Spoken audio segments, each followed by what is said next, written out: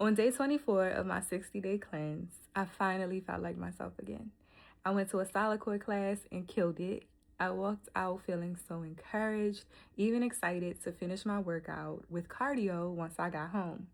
I had a solo date planned to see I Love Boosters that afternoon and was already thinking about the bones of my next essay.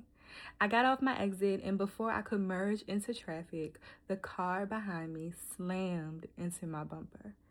My head instantly jerked forward, forcing my upper body up against my seat. Whoa, did I just get hit? I immediately wanted to cry. The driver who hit me pulled up beside my passenger window, asking if I was okay. His tone was calming and gentle. By the force of the impact, I expected my bumper to be smushed in, completely destroyed. And to my surprise, there was only a scratch. My head continued to throb for a couple of hours, and after talking to my family about it, I was encouraged to go to an urgent care to make sure everything was okay. As I waited for my doctor, I knew I wouldn't make it to the theater on time.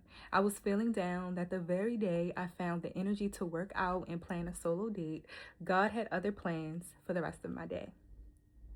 After x-rays, the doctor returned and said I may be sore, but thankfully there weren't any head or neck injuries. I set an intention to clear out anything and everything that wasn't aligned this month. I thought the process would leave me feeling lighter. Instead, part of me felt as if the rug had been swept out from under me, like I was bruised from the fall. I plan to start a cleanse, not take a break from writing or creating content. I plan to feel clarity and work out each day, not wake up some days and not feel like getting out of bed. Physically, emotionally, spiritually, every time I wanted to go right this month, life turned me left. I spent the month venerating my ancestors, remembering there are decades of loved ones who, though we've never met, love me dearly and wish for my highest good. On Mother's Day, I visited the cemetery for the first time, offering a dozen red roses to the burial plot where my paternal grandparents and aunt rest. I met my grandfather, but he passed away when I was only 1.5 years old. My grandmother and aunt passed away before I was born. I brought a blanket and sat out there, feeling a deep urge to listen to the Songstress album by Anita Baker. I lay out, I sang, I smiled, imagining them on the other side, vibing to the music with me. I cried, imagining them on the other side, tearing up too.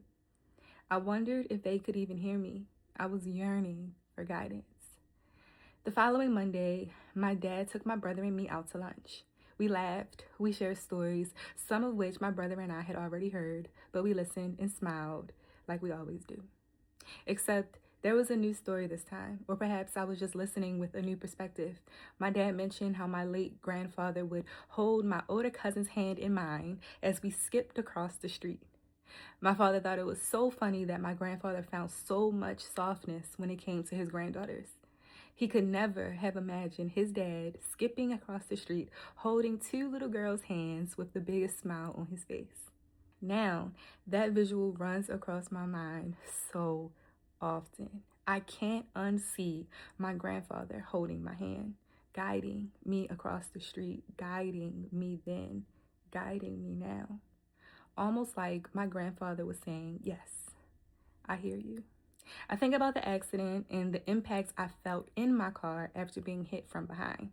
There was supposed to be so much damage. I could feel it. But only a scratch? Only a temporary headache that went away after a couple of hours? My God, thank you.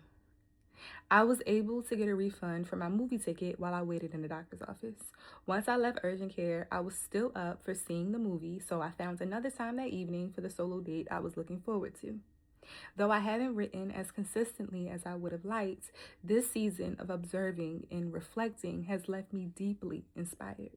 Not only have I decided on the concept of my second book and even rethought ideas about my novel, I also came up with an idea for the next phase of my business. I haven't had the energy to complete my to-do list this month, to create content, to write, to work out like I usually do. But what if that was the whole point? To sit, to observe, to reflect. Even in the chaos, even in the silence, even through my tears, may I still get up the next day to try again. May I remember there is so much beauty, relief, and protection right in front of me. And even when I can't feel it, may I remember that my hand is always held by God, by my loved ones around me, and by my angels on the other side.